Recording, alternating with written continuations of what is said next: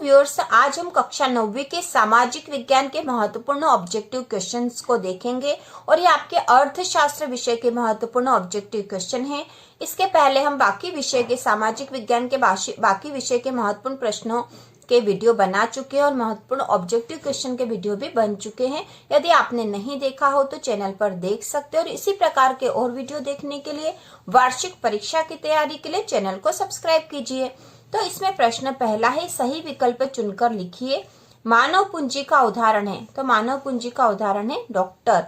ग्रामीण क्षेत्र में कौन सी बेरोजगारी पाई जाती है, तो ग्रामीण क्षेत्र में प्रच्छन्न बेरोजगारी पाई जाती है। अब यहाँ मानव पूंजी का उदाहरण है डॉक्टर, तो यहाँ ऑप्शन यदि आते हैं तो आपको उसमें से चुनकर लिखना है। तो इसमें कोई भी जो शिक्षित है, जिसने कुछ ज्ञान प्राप्त कर रखा है, वो मानव पूंजी का उदाहरण होगा। इसके बाद निम्न में से कौन सा क्रियाकलाप प्राथमिक क्षेत्र में शामिल नहीं है, तो परिवहन जो है प्राथमिक क्षेत्र में शामिल नहीं है।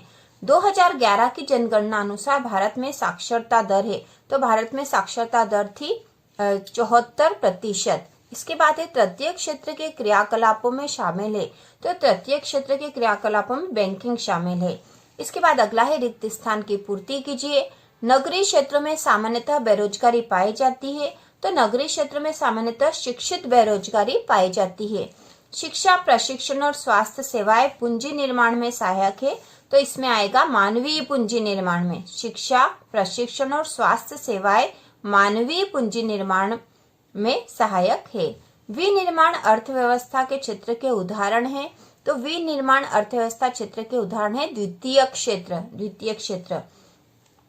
इसके बाद अगला है, एक विशेष अवधि में प्रति 1000 व्यक्तियों के पीछे जन्म लेने वाले शिशुओं की संख्या जन्म दर कहलाती है। तो ये आपके एक वाक्य में उत्तर दीजिए में भी आ सकता है कि जन्म दर या मृत्यु दर किसे कहते हैं, तो इस प्रकार के प्रश्न आ सकते हैं। तो जन्म दर का उत्तर है कि एक विशेष अवधि में प्रति 1000 व्यक्तियों के पीछे जन्म लेने वाले शिशुओं की संख्या जन्म दर कहलाती है। और मृत्यु दर में आ जाएगा कि एक विशेष अवधि में प्रति 1000 व्यक्तियों के पीछे मृत होने वाले व्यक्तियों की संख्या या मरने वाले व्यक्तियों की संख्या मृत्यु दर कहलाती है।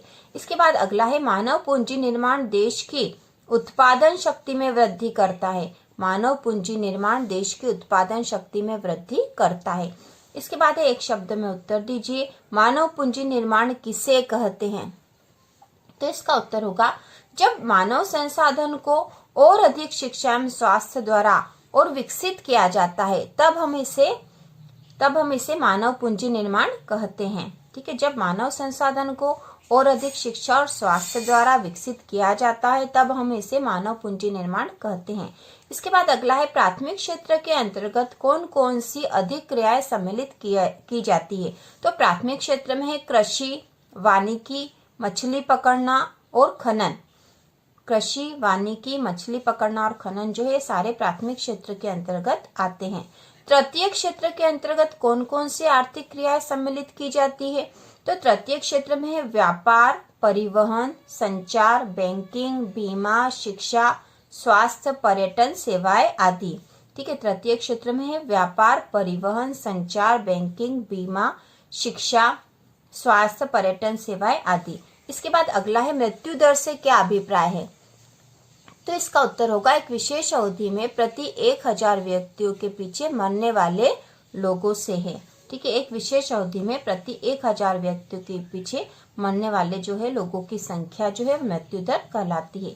ग्रामीण क्षेत्रों में पाई जाने वाली कोई 2 बेरोजगारी के प्रकार बताइए। ग्रामीण क्षेत्रों में पाई जाने वाली 2 बेरोजगारी के प्रकार है मौसमी और प्रच्छन्न। ठीक है, मौसमी बेरोजगारी पाई जाती है ग्रामीण क्षेत्र में और प्रच्छन्न बेरोजगारी पाई जाती है। इसके बाद अगला है, सही जोड़ी बनाइए, तो सही जोड़ी बनाएंगे इसकी, तो प्राथमिक क्षेत्र जो है प्राथमिक क्षेत्र है कृषि, प्रच्छन्न बेरोजगारी, इसे छिपी बेरोजगारी भी कहा जाता है।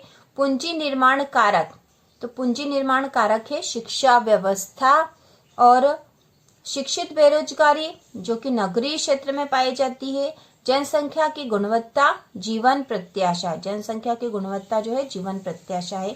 इसके बाद अगला है, सत्य असत्य बताइए। बेरोजगारी में वृद्धि आर्थिक समृद्धि का सूचक है, तो यह असत्य है। परिवहन के क्षेत्र में प्रच्छन्न बेरोजगारी पाई जाती है, तो यह असत्य है।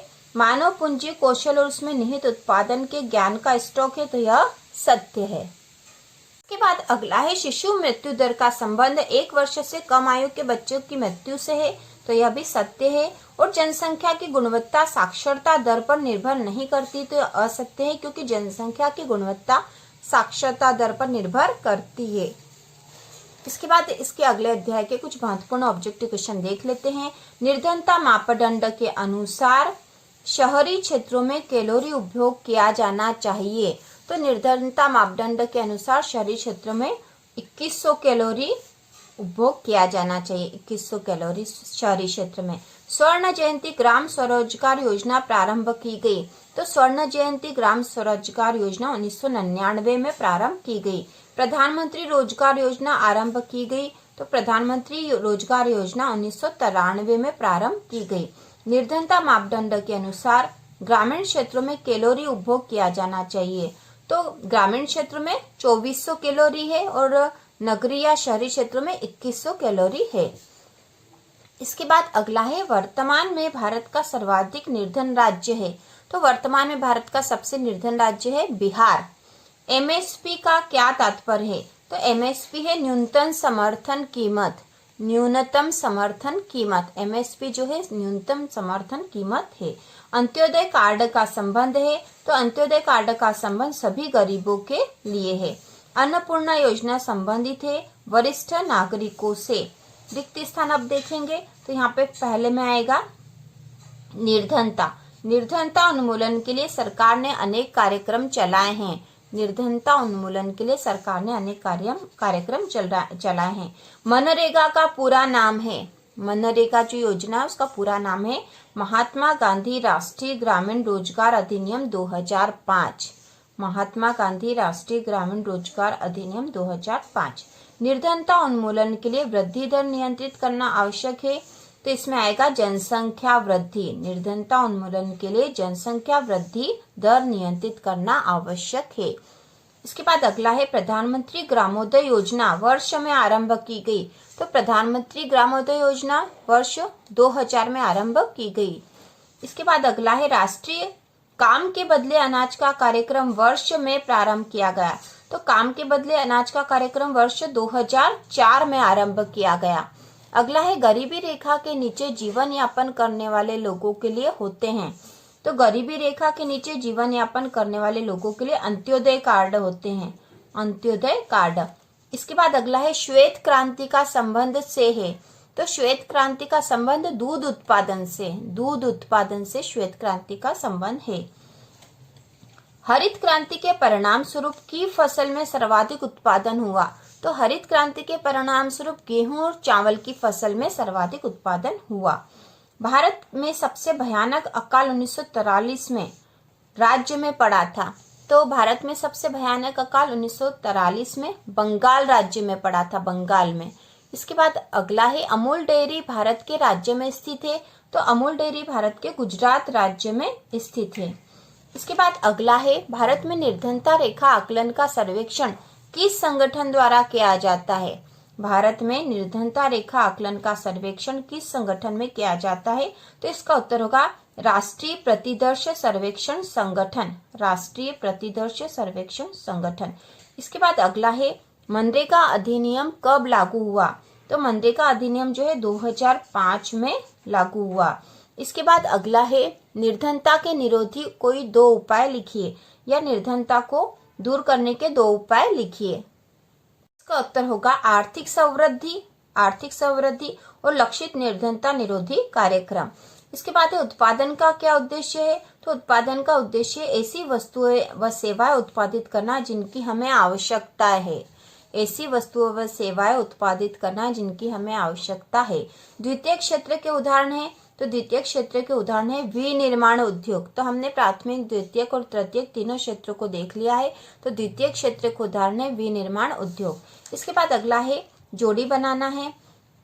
स्वर्ण जयंती ग्राम स्वरोजगार योजना, तो स्वर्ण जयंती ग्राम स्वरोजगार योजना 1999 1 अप्रैल 1999 को आरंभ हुई थी। स्वर्ण जयंती शहरी रोजगार योजना, तो शहरी रोजगार योजना जो है 11 दिसंबर 1997 को आरंभ हुई थी। इसके बाद है प्रधानमंत्री रोजगार योजना, तो प्रधानमंत्री रोजगार योजना जो है 2 अक्टूबर 1993 को आरंभ हुई थी। इसके बाद है अन्नपूर्णा योजना। तो अन्नपूर्णा योजना जो है 1 अप्रैल 2000 को प्रारंभ हुई थी और अंत्योदय अन्न योजना जो है 25 दिसंबर 2001 को आरंभ हुई थी। अंत्योदय अन्न योजना 25 दिसंबर 2001। इसके बाद सत्य असत्य देख लेते हैं। तो भारत में प्रत्येक राज्य में निर्धन लोगों का अनुपात एक समान नहीं है, तो यह सत्य है। इसके बाद है बिहार और उड़ीसा भारत के 2 सर्वाधिक निर्धन राज्य हैं, तो यह भी सत्य है। पश्चिम बंगाल को भूमि सुधार कार्यक्रम से निर्धनता कम करने में सहायता मिली, तो यह सत्य है। आय स्तर की तुलना का आधार निरपेक्ष गरीबी से है, तो यह असत्य है। रोजगार गारंटी अधिनियम कार्यक्रम वर्ष 2004 में शुरू किया गया, तो यह भी असत्य है। तो इस प्रकार अर्थशास्त्र के महत्वपूर्ण ऑब्जेक्टिव क्वेश्चन थे और इसी प्रकार के और वीडियो देखने के लिए महत्वपूर्ण प्रश्नों के लिए चैनल को सब्सक्राइब कीजिए।